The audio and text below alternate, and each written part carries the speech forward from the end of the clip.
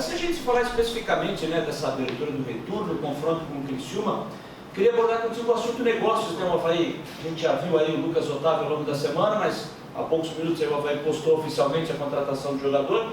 Queria que você falasse um pouquinho, né, do Lucas Otávio, desse atleta que é até uma indicação sua, e também do Vinícius, né, meio que está no Atlético Paranaense, que está aguardando esse acerto aí entre as duas diretorias para poder chegar e reforçar o elenco. Boa tarde. Com relação ao Lucas Otávio, é um jogador que eu conheço desde 2009, né, quando trabalhou comigo no Sub-15 do Santos. Trabalhou em todas as categorias do Santos comigo, inclusive na equipe principal. Após a minha saída, continuou no elenco do Santos, foi campeão paulista em 2015, atuando como titular da equipe. Durante o Brasileiro de 2015 perdeu essa condição de titular. E nesse interim, em 2014, a gente levou ele para o Paraná, na Série B. Quando eu estava no Paraná, a gente contratou ele para nos ajudar lá no Paraná. Ele estava um pouco sem espaço no Santos. Então, em 2014, ele foi ao Paraná, fez uma boa Série B. Quando voltou para o Santos, construiu a titularidade, foi campeão paulista. Ano passado, no início do ano, novamente, conseguimos levá-lo para o Paraná, até porque ele tinha feito um bom trabalho conosco lá. Tinha uma boa aceitação por parte do torcedor. E mais uma vez foi lá, nos ajudou bastante. É um jogador que não, de uma baixa estatura, como vocês viram, não é um jogador alto, é um jogador muito bom, é um jogador tecnicamente muito bom e que melhorou muito nos últimos anos, a base até o profissional agora melhorou bastante a questão de competitividade. Um jogador que, além de ter boa técnica, é competitivo, que é o que a gente busca ali para a posição dele de volante, né? Pode jogar tanto de primeiro como de segundo volante, né? Então a gente acha que até pela questão que a gente teve de problema de lesão do Judson e do Luan, estamos aguardando que voltem para a segunda rodada do retorno, mas não é uma certeza ainda. E a gente optou por trazer um jogador, como a gente tinha comentado, um jogador que a gente conhecesse, que a gente já sabe o perfil, sabe o dia a dia. E acho que foi uma boa contratação, visando já não só o término do Catarinense, como o restante da temporada. O Vinícius é um jogador que eu joguei contra no Náutico em 2014, né, jogava no meio campo do Náutico em 2014, fez um bom campeonato, depois foi para o Fluminense, né, ano passado eu joguei contra ele, estava no Atlético Paranaense. Jogador muita técnica, uma bola parada muito boa, finaliza bem de média distância. E o presidente esteve em Curitiba e conversou lá e estamos tentando, não tem nada confirmado, mas é um jogador que interessa sim pela qualidade, por já ter jogado mais de uma Série A, né? tem uma experiência e é um jogador que pela dinâmica nos interessa bastante. Claudinei, em algumas rodadas você tem perdido jogadores da tua equipe titular, o Leandro Silva, o Luan, o Judson, o Diego Jardel. Mais ou menos o que a gente está pensando ali, o Gustavo Santos vai assumir a titularidade na direita, o Ferdinando e o Renato continuam no meio de campo e o Júnior Dutra recebe a oportunidade no ataque. É mais ou menos isso que você está planejando para colocar em prática para o jogo de domingo? Nós vamos fazer um treinamento hoje, né? Temos hoje e amanhã para definir a equipe, mas o Gustavo com certeza na lateral direita, vai iniciar o jogo, o Dutra na frente, né? Ali no meio, o Caio acho que vai começar jogando, eu acho que vou começar com o Caio vem bem nas últimas partidas, nos dá uma saída um pouquinho melhor para o ataque. E ali para primeiro volante a gente vai optar entre o Renato e o Ferdinando. Ou optamos pela força, pelo vigor físico do Renato ou pela experiência do Ferdinando. Vamos treinar entre hoje e amanhã para definir isso, mas o restante da equipe é isso aí mesmo que você está falando, não tem muita novidade. A gente vai continuar mantendo essa coerência, mexendo o mínimo possível na equipe, inventando o mínimo possível, né? Então a gente só vai definir isso aí. Eu acho que a dúvida hoje seria entre Renato e Ferdinando, o resto da equipe está definida, a não ser que aconteça algum problema, né? A gente falar em equipe definida na sexta-feira, né? Temos jogos aí que você mesmo estava notando, a gente perdeu o Judson de um dia para o outro ali na véspera do clássico. Ninguém esperava perder o Judson, então esperamos que não aconteça. Com relação aos desfalques, esses 4 jogadores que fazem muita falta, quase meio time, considerando os 10 jogadores de linha, né? 40% da equipe. Mas a gente tem superado, né? A gente é lógico que não vai oscilar, não vai ser o rendimento o mesmo de sempre, quando você tem tantas trocas de jogadores, mas a gente tem mantido uma boa média de atuações que não tem comprometido os resultados, né? Esperamos que domingo seja da mesma forma, sabendo da qualidade do Criciúma, fez um grande jogo ontem contra o Fluminense, né? Uma equipe muito bem treinada pelo David, mas a gente pensa que dentro da ressacada, se a gente conseguir manter o nosso padrão de jogo, a gente tem tudo para conseguir uma vitória. Você acha que nesse segundo turno você vai ter que de alguma forma mexer com o psicológico dos jogadores para não deixar cair, não achar que já está na final e deixar cair o ritmo? Tem um pouco disso também nesse segundo turno? Tem, é um trabalho diário isso, né? O semanal que seja, a gente está sempre conversando com os atletas, nas preleções a gente sempre passa isso, né? Que quanto mais você faz, mais você é cobrado a fazer, né? E a gente sabe disso, a expectativa hoje em relação a quando eu cheguei no Avaí, né, a expectativa era muito ruim do grupo desacreditado, e todos se empenharam, né, comissão técnica, atletas, torcida, diretoria, todo mundo se mobilizou, e a gente conseguiu fazer com que esse grupo hoje tenha a credibilidade do torcedor. Só que quando você tem a credibilidade também a decepção sempre é maior. O dia que você não jogar bem, a cobrança é maior, né? O dia que o rendimento não for ideal, o resultado não for esperado, a cobrança vem de uma maneira mais elevada. Então eles sabem disso, sabem que tem que continuar se doando, não podemos mudar nossa forma de jogar, sempre foi uma equipe aplicada, organizada taticamente, né? Nunca prometemos um futebol brilhante, mas nunca faltou aplicação e dedicação em nenhum jogo. Então a gente tem que cobrar desse que continue da mesma forma no segundo turno, né? Porque tivemos um bom resultado no primeiro dessa forma, não podemos mudar a receita sob pena de termos um resultado diferente no final do retorno. Ô Claudinei, depois do início da temporada, né, você foi a tua primeira semana cheia de trabalho, né, que você, enfim, conseguiu dar aquela respirada. A gente viu que você, ao longo desse trabalho, você fez trabalhos diferenciados. Mas qual foi o principal ponto que você procurou trabalhar um pouquinho mais, ajustar nessa semana? Com relação aos que vinham jogando direto, a gente teve a preocupação de não sobrecarregá-los, né? Não adianta você não ter um jogo no meio de semana e você fazer 2, 3 treinamentos de 2 horas de duração durante a semana, que às vezes é pior que o jogo. Então a gente teve cuidado de preservar os atletas, de ter o feedback deles, como é que eles estavam se sentindo. Pudemos fazer o trabalho de linha de 4, que a gente há algum tempo não conseguia fazer, né? Conseguimos fazer essa semana. Trabalhamos a linha de 4 ali, que eu gosto de fazer bastante trabalho defensivo. Trabalhamos situações como ontem ali, que a gente obriga em uma parte do treino a verticalizar o jogo com o campo estreito, em outra a ter circulação de bola com o campo mais largo. Então a gente botou situações de jogo que a gente acha interessantes. Hoje vamos poder fazer um coletivo um pouco mais longo, um treino, né, um 10 contra 10, um 11 contra 11, um pouco mais longo, mais próximo ao que é o jogo, coisa que a gente não tinha condições de fazer também, sem ter tanta interrupção para controlar o treino. E a gente espera que isso aí dê resultado prático no domingo, né? Não adianta a gente também trabalhar a semana inteira, se o resultado não vem, o trabalho foi mal feito. Então fazer hoje, fazer amanhã bola parada, aquele trabalhinho tático de véspera de jogo, que todos entrem descansados, né, com as baterias recarregadas, para que a gente possa fazer um grande segundo turno. Claudinei, boa parte do primeiro turno a gente sempre falava que a Chapecoense, o Criciúma, até mesmo talvez o Figueirense, fossem os principais adversários do Avaí, fossem os favoritos junto com o Avaí para chegar no título do primeiro turno. E algumas equipes vêm mostrando evolução da metade para o final do primeiro turno. Uma dessas equipes talvez tenha sido o Criciúma, ontem conquistou aquele empate com o Fluminense no estádio Heriberto Wilson. Você vê essa evolução também do Criciúma? O que é preciso atenção para essa equipe que o Avaí vai enfrentar no domingo? O Criciúma é uma equipe muito boa, né? Nosso jogo contra o Criciúma foi um jogo muito difícil. No início do primeiro jogo da competição a gente venceu, mas foi um jogo muito parelho, muito difícil, né? Ganhamos por 1-0.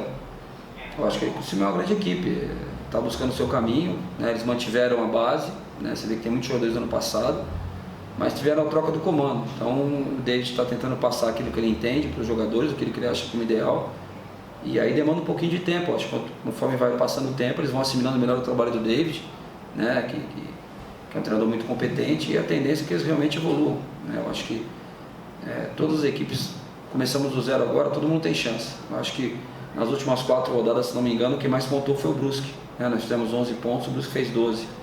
Então você vê que se for ver uma equipe que está em crescente, a equipe que está mais em crescente na competição é o Brusque. Até quanto tempo eles vão conseguir manter esse crescimento deles, essa evolução, a gente não sabe. Mas hoje é a equipe que tem mostrado melhores números. Criciúma, Figueirense, Chapecoense, né, pela história, Joinville, né, são os adversários que todos consideram os mais difíceis. A gente não pode nunca excluir as equipes de menor porte que vêm. Os treinadores vêm fazendo grandes trabalhos, o Tubarão evoluiu agora no final. Penso que o Criciúma e a Chapecoense, eles estão divididos entre Copa do Brasil e estadual, no caso do Criciúma, e entre Libertadores e estadual, no caso da Chapecoense. Não sei se em algum momento eles vão ter que, não para essa rodada, mas futuramente ter que em algum momento escolher, fazer uma opção e poupar os jogadores, o que possa de alguma forma comprometer o resultado do estadual. Hoje nós temos o foco exclusivo no estadual, assim como o Figueirense, o Joinville também ainda tem mais o jogo da Copa do Brasil. Então as equipes que têm o foco só no estadual, nesse quesito, podem levar uma vantagem a médio prazo de não precisarem poupar jogadores visando outra competição. Claudinei, você falou há pouco, né, sobre time, que o Caio César deve começar essa partida, que a dúvida ficaria ali entre o Ferdinando e o Renato. Essa tua mudança ali com a entrada do Caio César passa muito por uma melhora do Caio César na tua avaliação, ou até de um pouquinho de queda do Ferdinando na parte técnica dele, porque a gente viu que o torcedor pegou muito no pé dele na partida contra o Inter de Lages. E até na minha avaliação, acho que o Renato até foi bem na partida contra o Inter de Lages. Então passa pelo que mais? Pela melhora do Caio ou uma queda de rendimento do Ferdinando? Contra o Inter de Lages, o Ferdinando não jogou, né? Foi cobrado no jogo anterior, no Figueirense e no Verdense, isso que ele jogou. Não me pauta em cobrança do torcedor, não. Acho que o Caio nos deu uma consciência defensiva, ele manteve uma certa consciência defensiva e nos deu, o Caio é um jogador que nos dá mais argumentos ofensivos, né? Te dá mais variação de jogada ofensiva, bom condutor de bola, tem força para chegar na frente, fazer parecido com o que o João Felipe fazia ano passado, né? O Caio tem condição física de chegar na frente e está evoluindo taticamente na questão de recomposição. O caso do Caio é um caso um pouquinho parecido com o do Diego Jardel, né? Um jogador que para frente a gente sabe que tem qualidade e tem que evoluir taticamente. O Jardel teve uma evolução tática, eu acho que, né, reconhecida por todos vocês da crônica, pelo torcedor. Hoje a vontade do Jardel na recomposição, no trabalho tático é sensacional. Hoje ele é um jogador muito melhor do que quando eu tenho certeza de quando eu cheguei aqui, né, taticamente falando, não por mérito meu, por mérito dele que está se dedicando. E o Caio da mesma forma, o Caio tem muita força, chega bem na frente, tem uma boa qualidade técnica, né, tem coisas que precisa aprimorar o cabeceio, precisa aprimorar algumas coisas, mas é um jogador que depende de ter esse entendimento, essa melhora tática para ele poder jogar, né? Então ele está tendo, a gente está vendo o esforço dele, e nos jogos que ele jogou ele criou situações ofensivas e não comprometeu tanto defensivamente. Então acho que até o momento dele, como você falou, é melhor talvez do que o Renato, do que o do Ferdinando. Agora a cobrança do torcedor em cima do Ferdinando, do Renato, às vezes do Vitor, né, como tinha cobrança em cima do Luan quando eu cheguei, em cima do Jardel, né? Então a gente entende a cobrança do torcedor, mas eu não posso me pautar só na cobrança do torcedor, eu tenho que ter a minha visão, né? Porque se você for ouvir 15 mil vozes aí cada um fala um, põe esse, tira aquele, aí você tem que fazer 4, 5 discussões por jogo, porque dá um intervalo, cada um vê o jogo de uma forma, né? Todos podem até estar dentro da sua ótica certos, mas eu tenho que ver, ir de acordo com o meu pensamento, com as conversas que eu tenho com o Evandro ali, que a gente vê durante a semana. Então acho que o Caio hoje está merecendo a oportunidade, fez Almirante Barroso bem, né? Meio de semana foi bem também contra o Verdense, foi bem no jogo do Inter de Lages, então acho que ele está merecendo essa sequência e a gente espera que essa aposta seja bem sucedida.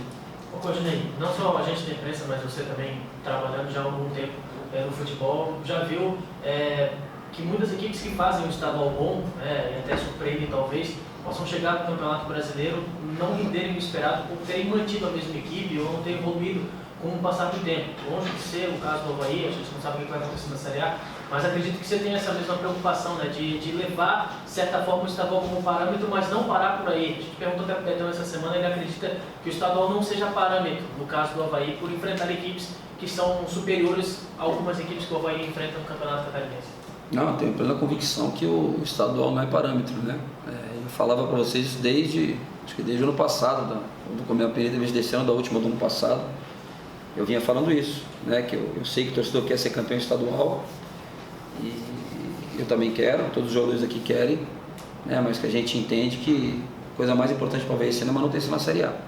Então que a gente faria um estadual pés no chão, sem grandes investimentos, sem fazer loucuras financeiramente falando, manteríamos a base, que era o caminho mais correto, traríamos algumas peças, daríamos oportunidade para os meninos da base, é o que a gente está procurando fazer, e a gente vai ter que, antes de terminar o estadual, a gente tem que começar já a sentar, mapear o nosso elenco, mapear o mercado, e temos que reforçar, né? Não quer dizer que a nossa equipe que seja campeã estadual não possa iniciar o brasileiro como equipe titular e dar resultado, mas a gente tem que saber, a gente não pode estar no meio do brasileiro, poxa, acho que não deu certo, vamos refazer tudo, vamos trocar a comissão, vamos trocar o elenco, porque essa receita aí, América Mineiro fez ano passado, Santa Cruz fez, e o final não foi o agradável. Então a gente está fazendo as coisas, como eu falei, eu faço pensando no clube.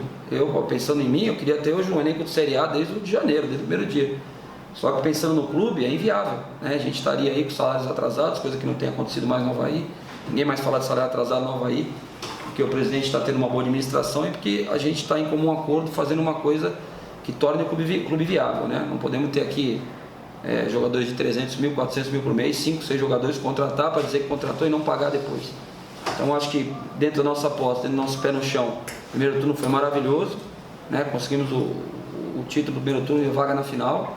Agora o segundo turno a gente tem que buscar ao máximo ganhar o segundo turno, porque além de te garantir o título, te dá 3 semanas para trabalhar para o início do brasileiro, te dá praticamente uma intertemporada aí, ou uma nova pré-temporada, como queiram chamar. Então isso aí é fundamental, né? Porque você não ser campeão no turno não quer dizer que você não vai ser campeão catarinense, mas te tira, dá para quem não for para a final essas 3 semanas e tira de você essas 3 semanas de trabalho a mais.